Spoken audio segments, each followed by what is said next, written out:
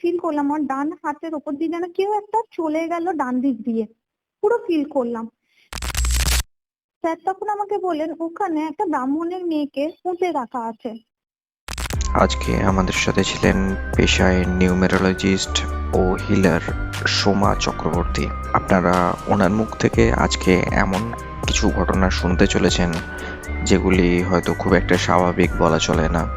যাই হোক, আজকে আপনাদের এই এপিসোডটি কেমন লাগলো তা কমেন্ট করে জানাতে একদমই ভুলবেন না। আমি অর্পণ আছি আপনাদের সাথে। আপনি শুনছেন টেরর এফএম। আপনি এই চ্যানেলে নতুন হলে অবশ্যই সাবস্ক্রাইব করে ফেলবেন। আর নিজেদের ঘটনা যদি আপনারা আমাদের সাথে শেয়ার করতে চান তাহলে নিচে ডেসক্রিপশন বক্সে দেওয়া আমাদের ইনস্টাগ্রাম প্রোফাইলের লিঙ্ক, ফেসবুক প্রোফাইলের লিঙ্ক এবং হোয়াটসঅ্যাপ নাম্বার দিয়ে দেওয়া আছে, সরাসরি যোগাযোগ করে ফেলতে পারেন। তো আর দেরি করবো না, আজকে চটপট হেডফোনটা পরে ফেলুন। শুরু করছি আজকের এই ক্রিপি অ্যান্ড টেরিফাইং একটি call recording. Tune in and turn up the fear. This is Terror FM.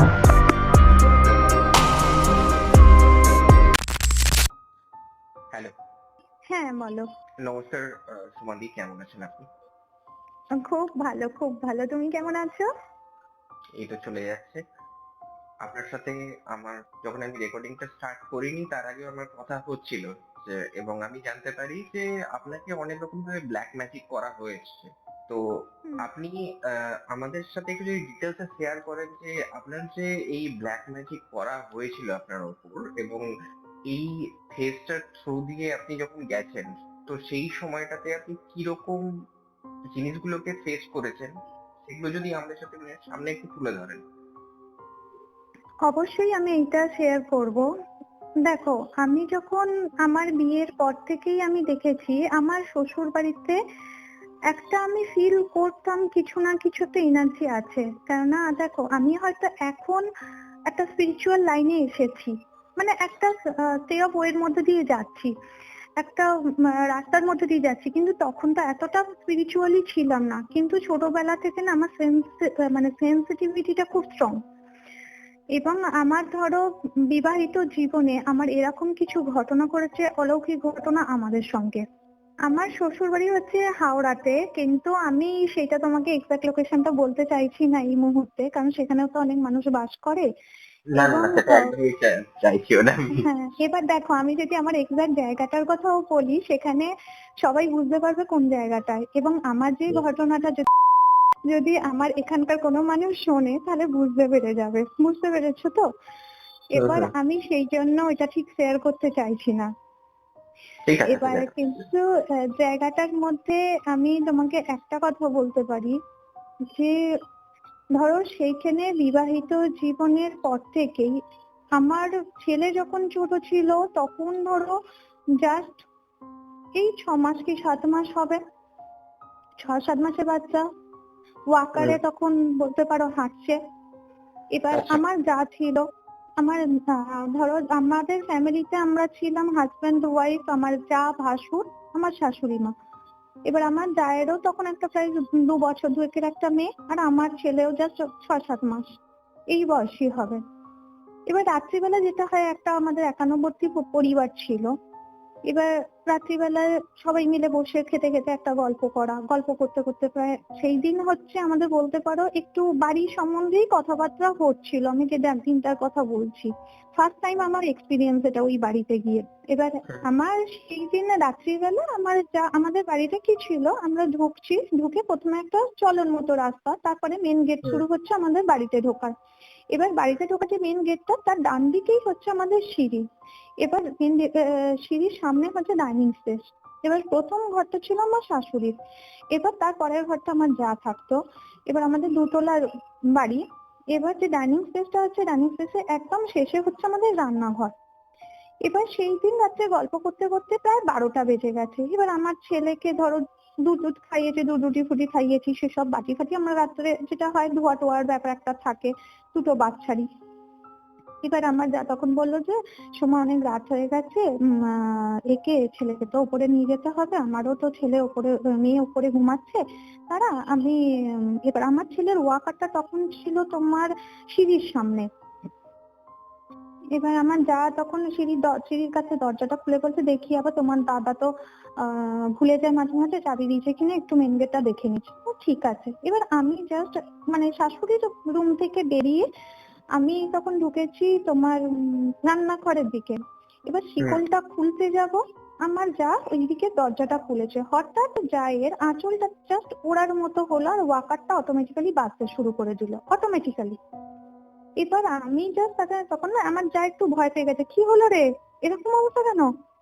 আমি না পুরো ওইদিকে তাকিয়ে, দিদি কি হলো বলো তো? আমি হঠাৎ করে দেখলাম মনে হচ্ছে না আমাকে কেউ একটা চেপে ধরেছে, মানে এরকম করে যেন আমি নিজেকে খুব মানে আনইজি ফিল করতে লাগলাম।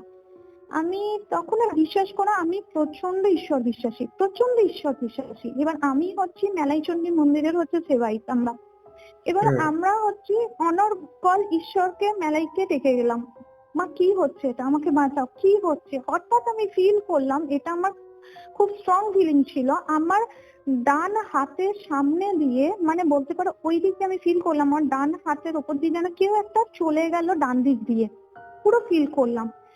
এবং সেইটা করার পর না আমি পুরো অবাক হয়ে গেলাম। দিদি বললাম, দিদি কি হলো বলো তো? বলছে কি ব্যাপার বলতো সোমা, কি হলো? তখন বলছি বুঝতে পারলাম না, আমার ডান দিক থেকে কি একটা চলে গেল, আমার হাতটা পুরো ফিল পেলাম আমি, এবং আমি একটা কেমন যেন নড়ার ক্ষমতা ছিল না, এরকম সোজা হয়ে গেলাম। অথচ ওয়াকারটা একভাবে বেজে গেল, কিছুতেই বন্ধ হচ্ছে না।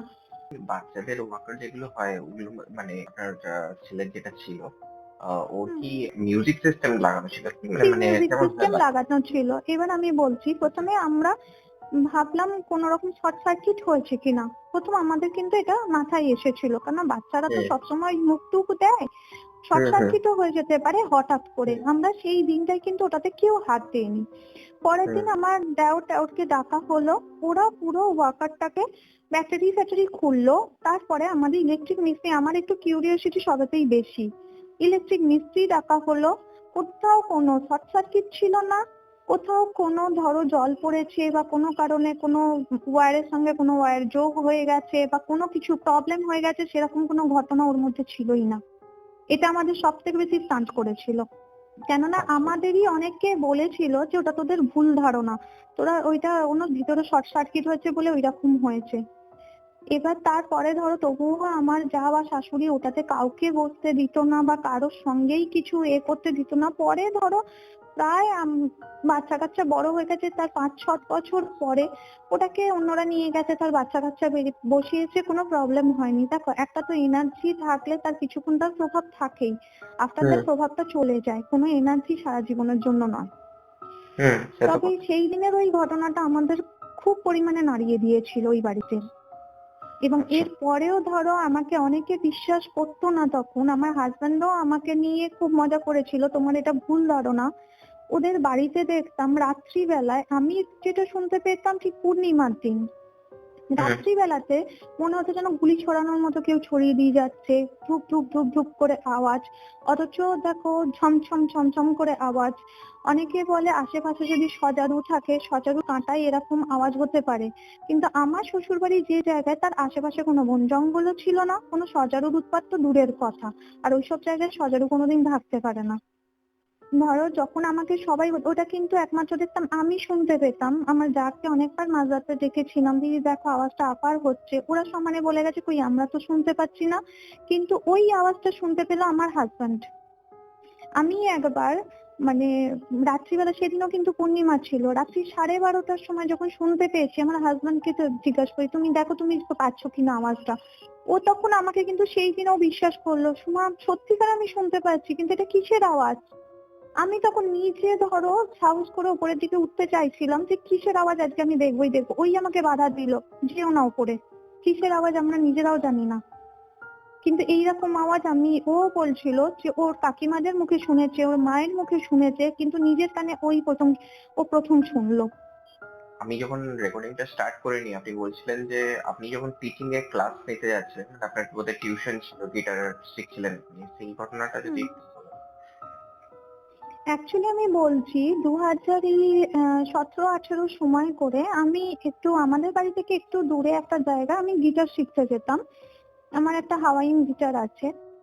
এবার সেখানে আমাদের গিটারের স্যার ছিলেন। এবার বহুদিন হুম। শেখার পরে উনি আমাদের একটু বলতে পারেন ওনার এক্সপিরিয়েন্স কিছু শেয়ার করেছিলেন। উনি একবার সাধনার পথে গিয়েছিলেন, কিছু তান্ত্রিক সাধনা করেছেন, কিন্তু পরে ওনার মা ওটাতে মানে ওনার বিরোধী হয়, তারপরে স্যারের জোর করে বিয়ে দিয়ে দেন। স্যার তখন বলেছিলেন, তারপরে আমার আর সাধনা করা হয়নি। এবার আমার একদিন এরকম ফিলিং হলো যে আমি স্যারের কাছে গিটার শিখতে চাইছি, আমি স্কুটি চালাই, স্কুটি নিয়ে যাচ্ছি, হঠাৎ মনে হচ্ছে যে যত গাড়ি যাচ্ছে যেন আমার দিকে যেন অ্যাটাক হচ্ছে, বারবার যেন আমার কাছাকাছি চলে আসছে। আমার প্রথম মনে হলো হ্যালুসিনেশন হচ্ছে আমার। আমি কিছুক্ষণ স্কুটিটা দাঁড় করালাম, চোখে মুখে জল দিলাম, কিন্তু তারপরেও যখন আমি যাচ্ছি তারপরেও দেখছি সেম ঘটনা হচ্ছে। তখন আমি যখন স্যারের বাড়িতে গেলাম, দেখলাম তখন আমি যেমন প্র্যাকটিস শুরু করেছি, আমি করছি, গিটার বাজাচ্ছি, স্যার তখন তবলা বাজাচ্ছিলেন। বাজাতে বাজাতে স্যার হঠাৎ দেখলাম চোখ বুজে খুব মন দিয়ে তবলা বাজাচ্ছেন। বাজাতে বাজাতে হঠাৎ বললেন যে আহ আমাকে ইশারা করে দেখালেন, মানে গিটারটা বাজাতে বন্ধ করতে বললেন। এখন আমি গিটার বাজানো বন্ধ করলাম। তাই বললেন যে আমার কোড়ে আঙুলটা একবার ছোঁয়াতে সময়। আমি যখন ওনার কোড়ে আঙুলটা ছুঁলাম, উনি দেখলাম চোখটা বুজেছিলেন এবং বারবার এরকম চমকে চমকে উঠছিলেন।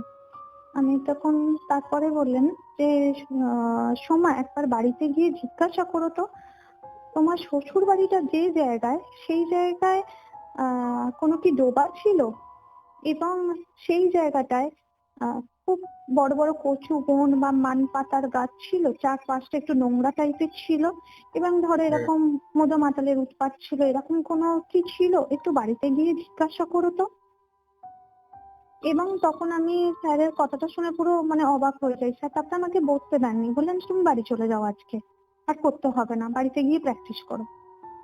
আমি তখন কিছু না বলে আমি বাড়ি চলে আসি, এবং আমার শাশুড়িকে, আমার শ্বশুর ছিল, ওনাদের জিজ্ঞাসা করি কথাটা, এই বাড়িটা যে হয়েছিল। এবার আমার শ্বশুর কিন্তু বহুদিন আগে মারা গেছেন, বহুদিন আগে। আমার হাজবেন্ডের যখন ক্লাস 5-এ পড়তেন তখন উনি তার বাবাকে হারান। আচ্ছা। এবার ধরো তখন আমি শাশুড়িকে জিজ্ঞাসা করি যে মা, এখানে কি কোনো এরকম কচু বন বা মান পাতার গাছ এরকম ছিল, কোনো ডোবা ছিল? তখন দেখলাম কাকা বললো, হ্যাঁ হ্যাঁ, এখানে তো ডোবাই ছিল, খুব নোংরা ডোবা ছিল। দাদা যে কি করতে এই জায়গাটা নিল তখন আমি নিজেও ভেবে পাই না বাবা, এরকম করে বললো। জি কাকা, তুমি শিওর এখানে এরকম ছিল? বলছে হ্যাঁ হ্যাঁ, সব তো ওই মদ মাতালদের উৎপাত ছিল, যত অপকীর্তি হতো। তখন আমারও শুনে কিছুটা অবাক হয়ে যায় যে বাবা, স্যার কি কিছুটা ঠিক বললেন। আমি তখন পরের বারের সপ্তাহে যখন আমি স্যারের কাছে যাই, স্যারকে আমি কথাটা জানাই। স্যার তখন আমাকে বললেন, ওখানে একটা ব্রাহ্মণের মেয়েকে পুঁতে রাখা আছে, ও কিন্তু তোকে এই বাড়িতে টিকতে দেবে না, নাহলে তোর একটা খুব বড় ক্ষতি করে দিয়ে যাবে। মানে ওই এবং ডোবার মধ্যে একটা মেয়েকে মেরে পুঁতে রাখা হয়েছে? এবার ধরো সেই জায়গায় আমার হয়তো শ্বশুর কিছু জানতোই না তাদের থেকে। এবার সেটা কতদিন আগে হয়েছে সেটারও কোনো ব্যাপার নয়। আমি যখন বললো যে তুই ওখানে টিকতে পারবি না, আমি তখন সেদিনকে আমার একটু মনটা একটু হয়েছিল, বাবা এরকম ঘটনা। আমি তারপরে শাশুড়িকে জিজ্ঞাসা করি, শাশুড়ি বলছে দেখো, তোমার বাবু তো কিছু জেনে কিছু করবে না। আর সত্যি করে বলতে কি, এই জায়গাটা কতদিন ধরে পড়েছিল তার কোনো ঠিক নেই। সেটা ওর বাড়ির লোকও বললো, কাকারা বলছে না বৌমা, এটা কতদিন থেকে এই জায়গা পড়েছিল তার কোনো ঠিক ছিল না। হতেই পারে, কেন জায়গাটা খুব বাজে জায়গা ছিল। এবার ওটা অনেক কম টাকায় দাদা পেয়েছিল, হতেই পারে ওরকম কোনো আছে। তখন বলছে যে আমাকে হচ্ছে এরকম করে আমাকে বললো। তখন বললেন যে জানি না, ওসব ফালতু কথা হতে পারে, ওসব ফালতু কথা কান দিও না তো। কিন্তু পরে দেখলাম সত্যির বই সত্যি, আমি কিন্তু ওই বাড়িটাতে টিকতে পারিনি, ওই বাড়িটাতে। এবং একটার পর একটা ধরো ওই বাড়ির মানুষদের দেখলাম আস্তে আস্তে মেন্টাল চেঞ্জেস, সবাই আস্তে আস্তে দেখলাম মেন্টালিটি চেঞ্জ হলো। মানে পরে আমার সঙ্গেই ধরো আস্তে আস্তে ডিটাচমেন্ট সবার তৈরি হলো। মানে আপনাকে একটি বিরূপ আহ, ধারণা পোষণ করতে শুরু করলো? হ্যাঁ, এবং আমি দেখলাম এখন আমি ধরো স্পিরিচুয়াল লাইনে আছি। আমার আগে ধরো এরকম, আমার ধরো যখন আমার স্পিরিচুয়াল লাইনের কিছু আমার যারা হায়ার আছেন তাদেরকে আমি জিজ্ঞাসা করেছিলাম, রীতিমতো তারা বলেছিল হ্যাঁ তোর সঙ্গে ব্ল্যাক ম্যাজিকও হয়েছে, প্রচুর মানে স্ট্রংলি ব্ল্যাক ম্যাজিক হয়েছে। যার কারণে তুই ওখান থেকে বেরিয়ে এসেছিস, তোকে অ্যাক্সিডেন্টাল ডেথ করার একটা প্ল্যান ছিল। আচ্ছা, একবার অলরেডি আমার অ্যাক্সিডেন্ট হয়েছে এবং শুধু শুধু অ্যাক্সিডেন্ট হয়েছে, উইদাউট এনি কজ অ্যাক্সিডেন্ট হয়েছে। আমার স্পিড বেশি ছিল না, মাত্র 30-এর মধ্যে আমি স্পিড রেখেছিলাম। আমার ছেলেকে স্কুলে দিয়ে, সেদিন আমার ছেলে বাস ফেল করেছিল, স্কুলের বাস ধরতে পারেনি। ওর স্কুল হচ্ছে আমার বাড়ি থেকে প্রায় 21 কিলোমিটার ছিল। এবার ধরো তখন ছেলেকে স্কুটি করে নিয়ে ওর স্কুলে পৌঁছে দিয়ে এসেছি, কিচ্ছু হয়নি। হলো কিন্তু আমার ফেরার সময় অ্যাক্সিডেন্টটা, এবং অ্যাক্সিডেন্টটা হয়েছিল খুব ভালোভাবেই। অথচ আমার কিন্তু মেজর কোনো রকম প্রবলেম হয়নি। ডিউ টু, আমি বলতে পারি আমি প্রচন্ড ঈশ্বর বিশ্বাসী, প্রচন্ড। আমি এইটা ফিল করেছি আমার মধ্যে সবসময় কিছু না কিছু একটা অরা কাজ করে।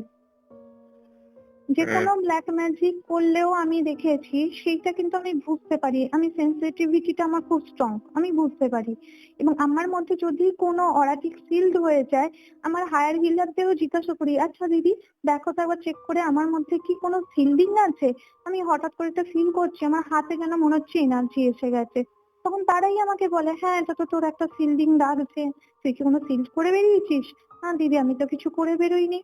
তাতেও দেখছি তোর মধ্যে একটা ফিল্ডিং হয়ে আছে।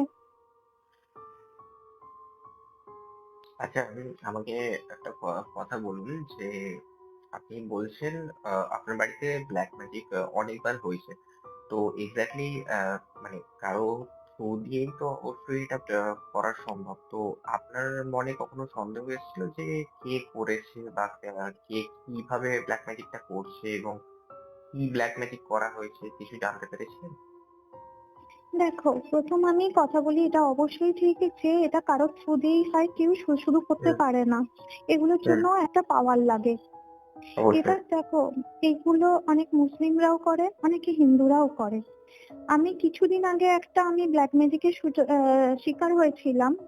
হয়তো আমি বুঝতে পেরেছি, হয়তো মানে রাত্রিবেলা আমি বলছি কি কি জিনিসটা হলো। আমি জাস্ট সেই দিন আমি রাত্রিবেলাতেই আমি মেডিটেশন করেছিলাম। এবার আমাদের যে কুণ্ডলিনী মেডিটেশন আছে, তাদের প্রচুর গোল্ডেন এনার্জি আমাদের মধ্যে স্টোর হয় এবং সেটা নাভাল চক্রতে গিয়ে আমরা স্টোর করি। এবং আমি সেই দিন বুঝতে পারলাম কুণ্ডলিনী পাওয়ার কি জিনিস হয় এবং এই গোল্ডেন কি এনার্জিটা কি কাজ করে। অ্যাকচুয়ালি আমি রাত্রে ঘুমাচ্ছি, ঘুমোবার সময় হঠাৎ করে দেখলাম আমার কানের পাশে দুটো হাতে করে যেন কানটাকে খুব জোরে চেপে ধরেছে, খুব জোরে।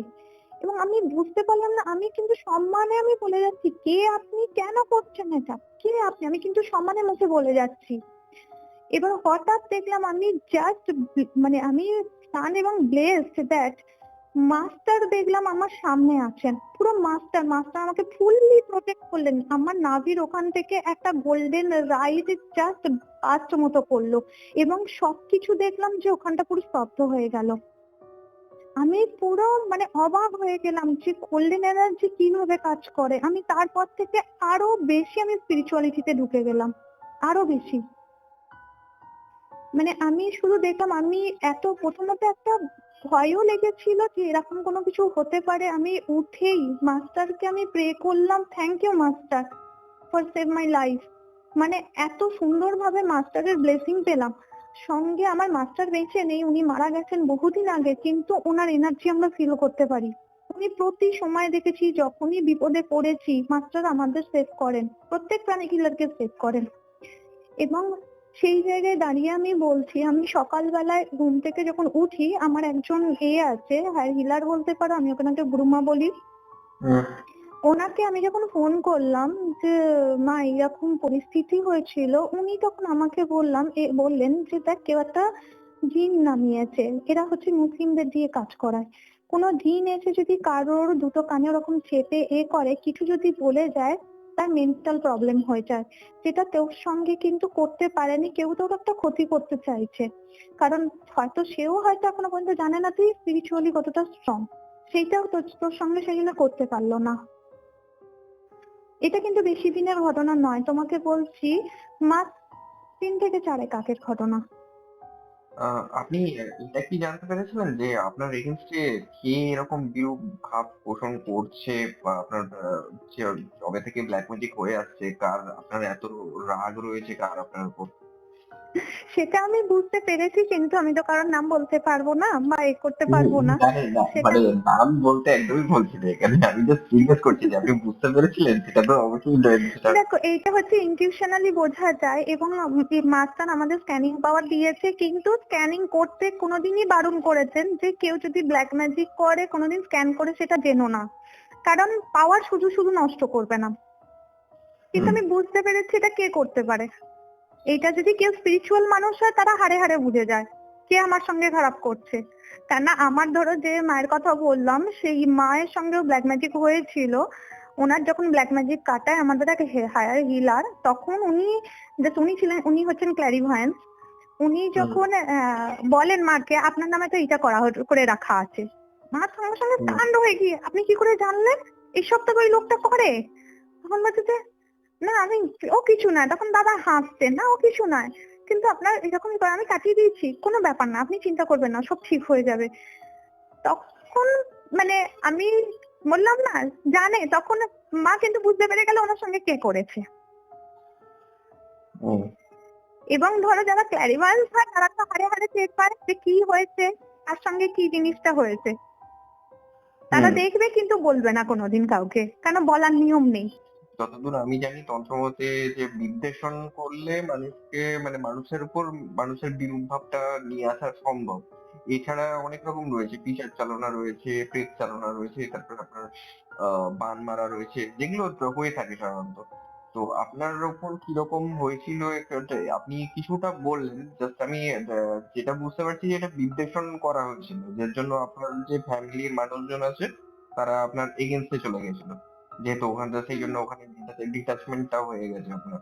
তো এগুলো ছাড়া আপনার উপর আরো কিছু করা হয়েছিল, এরকম কিছু আপনি বুঝতে পেরেছিলেন? দেখো, ব্ল্যাক ম্যাজিক শুধু যে কোনো তন্ত্র সাধনা বা কোনো ধরো কি বলে পেট দিয়ে হয় তা কিন্তু নয়, মানুষের মুখের ওয়ার্ড দিয়েও হয়। আমরা যেটা বলি এনার্জি, ধরো আমরা তো যেমন এনার্জি হিলিং করছি, সেই এনার্জিটাকে কিন্তু কেউ যদি খারাপ কাজে লাগায় তাতেও কিন্তু একটা ম্যাজিক হয়, যেটাকে আমরা বলি সাইকিক অ্যাটাক হয়। ধরো কেউ একটা, বারবার বলছি, কেউ যদি কোনো কথায় বারবার এনার্জি দিতে থাকে, মিথ্যেকেও সত্যি করে দেয়া যায়, বা যেটা ঘটছে না সেটাও কিন্তু হয়ে যায়। এবার দেখো কেউ ধরো খুব তোমার প্রতি গ্রিডিনেস আছে, খুব গ্রিডিনেস আছে। হয় তুমি যদি সৎ থাকো, তুমি যদি কেয়ার না করো, সব থেকে মূল জিনিস হচ্ছে ব্ল্যাক ম্যাজিক তাদের উপর সেইভাবে এফেক্ট ফেলে না যারা ওটাকে নিয়ে বেশি না ভাবে। শুধু নিজেকে কনফিডেন্ট থাকতে হবে, আমার কেউ কিছু করতে পারবে না, আমার মাথার উপরে ঈশ্বর আছে, আমি নিজে তো সৎ আছি, তার উপরে অতটা এফেক্ট করবে না। কিন্তু যারা ধরো ভীতু টাইপের মানুষ তাদের উপরে কিন্তু বেশি এফেক্ট করে। আমরা যেমন ধরো মানে আমাদের গুরুমা তো সব সময়তেই আমাদের পিছনে পড়ে থাকে, এই তাসলামের দিয়া কর, তাসলামের দিয়া কর, তোর উপরে নজর পড়েছে, অল টাইম তাসলামের দিয়া। হয়তো আমরা কোনো মলে টলে যাচ্ছি, হঠাৎ করে ধরো অনেকেই দেখবে ছেলে বা মেয়েকে কোনো পার্টিতে গেলাম, কোনো একটা অনুষ্ঠানে গেলাম, যখনই বাড়িতে আসছে যেন শরীর খারাপ হয়ে যাচ্ছে, হঠাৎ করে এমন শরীর খারাপ হচ্ছে সে হয়তো উঠতেই পারছে না। অনেকে বলবে ফুড পয়জন হয়েছে, সে বমি করছে বা কোনো কারণে কিছু হয়ে গেছে, তাহলে ওই খাবারটা বাকি অনেকে খাচ্ছে, তার কিছু হলো না, শুধু আপনার ছেলের কেন হলো? এটা কিন্তু সাইকিক অ্যাটাক। এগুলো কিন্তু সাইকিক অ্যাটাক। ধরুন কারোর ছেলে মেয়েকে দেখতে সুন্দর হলো বা কারোর ছেলে খুব ইন্টেলিজেন্ট হলো, তাকে ধরুন এমন একটা সাইকিক অ্যাটাক দিল, সে বাড়িতে গিয়ে কদিন হয়তো পড়ায় মনই বসাতে পারলো না। তার জন্য ধরো আমরা যেমন বলি আমাদের শ্যামা সবসময় বলেন তাসলিমের বিয়া করে দিবি, ছেলে ঠিক হয়ে যাবে, বা তোরাও নিজেরা করবি, কেন বাইরের এইসব অ্যাটাক গুলো খুব বাজে ভাবে দেয়। এবার দেখো আমরা যেমন বলি যাদের মধ্যে খুব নেগেটিভিটি আছে, তাদের মধ্যে যেটা হয় আমাদের প্রাণিক হিলিং এ বলা হয় আমাদের ইনভিজিবল ওয়ার্ল্ড বা ইনার ওয়ার্ল্ডে কিছু নেগেটিভ এন্টিটিস থাকে, যেগুলো কিন্তু যত আমরা থট ক্রিয়েট করি সেইগুলো কিন্তু আমাদের শরীরের মধ্যে চিপকে বসে যায়, ওরা কিন্তু বেরোতে চায় না। সেই জন্য আমাদের প্রাণিক হিলিং এ বলা হয় যে তোমরা আগে নিজেদের সাইকিক হিলিং করো, সাইকিক হিলিং নিজেদের করো, সেলফ হিলিং আগে করো, তারপরে তুমি অন্য কিছু করবে। আমরা সবসময় সবাইকে সাজেস্ট করি নিজের মধ্যে নেগেটিভিটি আন দিও না, সবসময় অল টাইম থাকো পজিটিভ। পজিটিভ থাকলে তুমি যে কোনো কাজ কিন্তু করতে পারবে। এবার দেখো সেকেন্ড কথা হচ্ছে, একটা কথা ভাবো, যখন তুমি কোনো নেগেটিভ জিনিসের উপরে বারবার পুট করছো, সেইটা যদি এনার্জি পেয়ে যদি সত্যি হতে পারে, তাহলে আমি কোনো যদি পজিটিভ জিনিস বারবার পুট করতে থাকি, সেটা এনার্জি পেয়ে কেন সত্যি হবে না? একদম। আমি নিজে তোমাকে বলছি, আমার এক্সপিরিয়েন্স একটা এই জীবনে।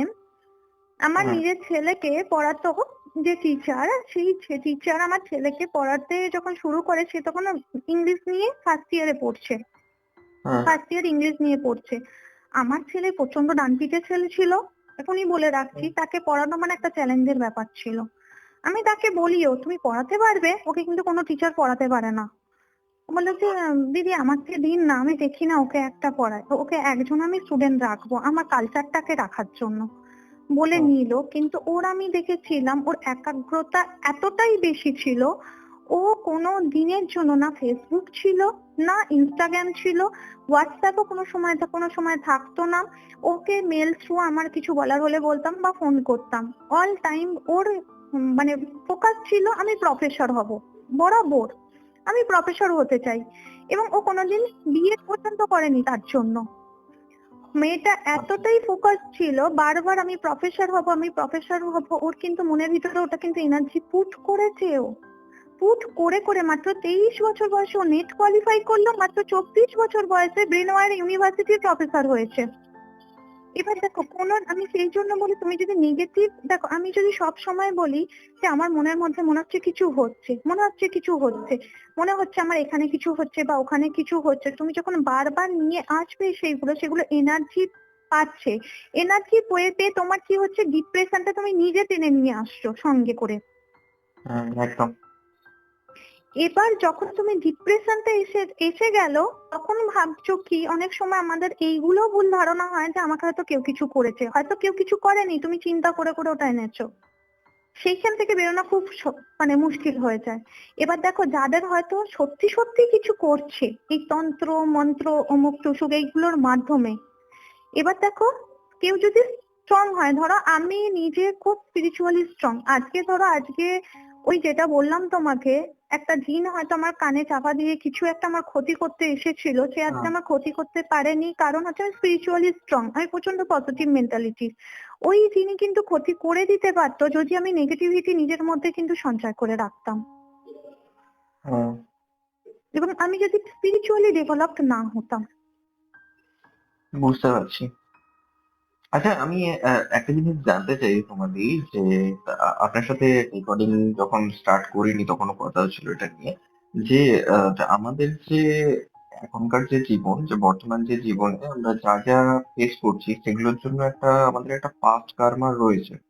তো যেটা মানে সাইকিক যে থেরাপি যারা দেয়, মানে আমি বলতে চাইছি যারা পাস্ট লাইফ থেরাপি যেটাকে বলা হয়, এবং আমি কিছু জনকে দেখেছি যেটা দিতে। তো তার মাধ্যমে কি মানুষজন এক্সপিরিয়েন্স করতে পারে, নিজের মানে পাস্ট লাইফটাকে দেখতে পারে, দেখা কি সম্ভব?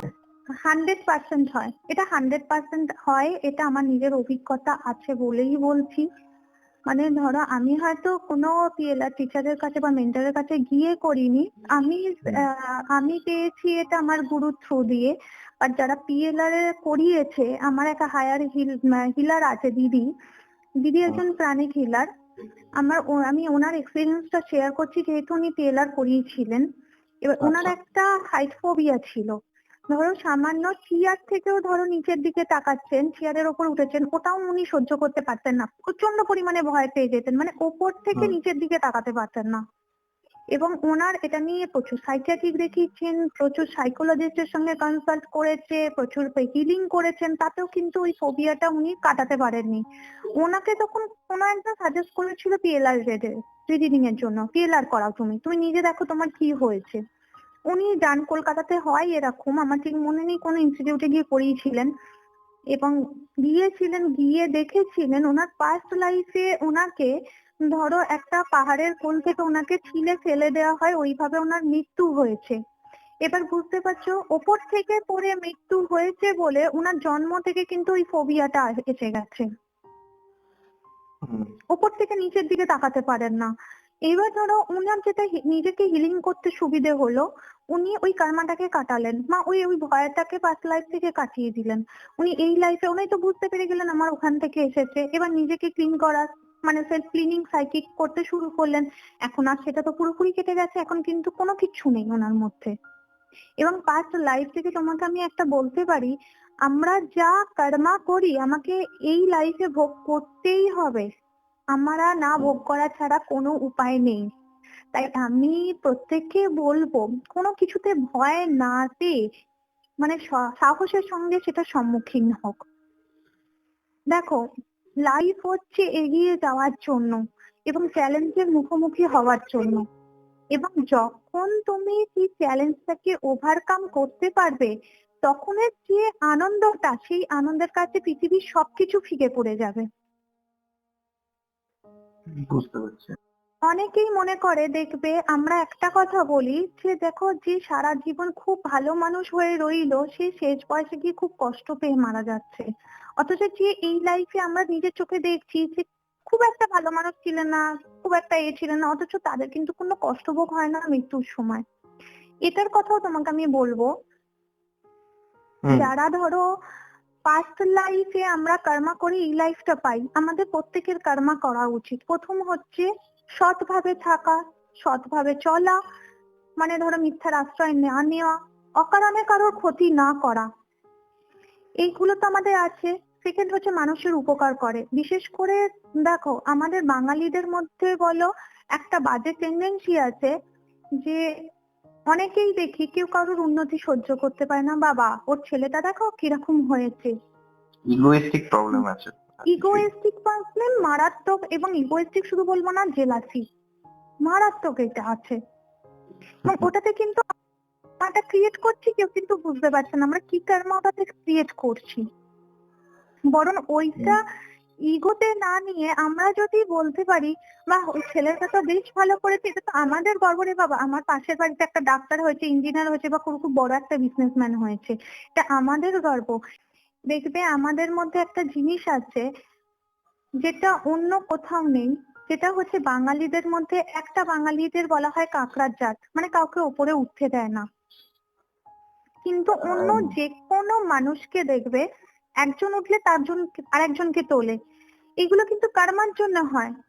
যেদিন বাঙালি জানবে নিজে আমি ওপরে উঠছি, আর একটা বাঙালিকে ওপরে উঠতে সাহায্য করছি, এবং আমি ওপরে যেতে পারি না বলে আর একজনকে উঠতে দেব না, এই মেন্টালিটি না নিয়ে যদি আর একজনকে উঠতে সাহায্য করে, তাহলে দেখবে তার মধ্যে আসবে আমিও থাকি, আর তাহলে আর একজনকে হেল্প করি, তখন দেখবে বাঙালি কিন্তু আস্তে আস্তে উন্নতি করতে শুরু করে দিয়েছে। অনেকটাই রিয়েলিটি বলে ফেললেন। যাই হোক, অ্যাকচুয়ালি কি বলতো, মানে আমি না জীবনটাকে খুব কাছ থেকে দেখেছি এবং খুব স্ট্রাগলের মধ্যে দিয়ে গেছি।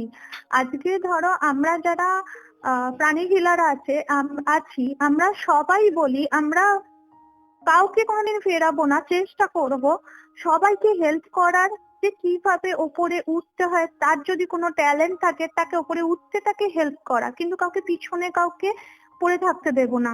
এবং চাই সেই মেন্টালিটি সবার মধ্যে গড়ে উঠুক। কাউকে দেখো সবাই বলে বাঙালির কোনোদিন উন্নতি হবে না, কাউকে তো একটা উদ্যোগ নিতে হবে। কেউ তো একজন সামনে আসুক, একজনকে দেখেই তো দুজন আসবে, দুজনকে দেখে চারজন, চারজনকে দেখে 16 জন। যাই হোক, ভালো লাগলো, অনেক কিছুই আজকে জানতে পারলাম আপনার কাছ থেকে, এবং আশা করছি ভবিষ্যতেও আমরা আপনার কাছ থেকে আরেকটা পডকাস্ট নেবো। আপনার জীবনে তো এরকম অনেক কিছুই পজিটিভ এবং সুপার ন্যাচারাল জিনিসের সাথে এক্সপিরিয়েন্স আছে, এটা আমি বুঝতে পারলাম আপনার সাথে কথা বলে।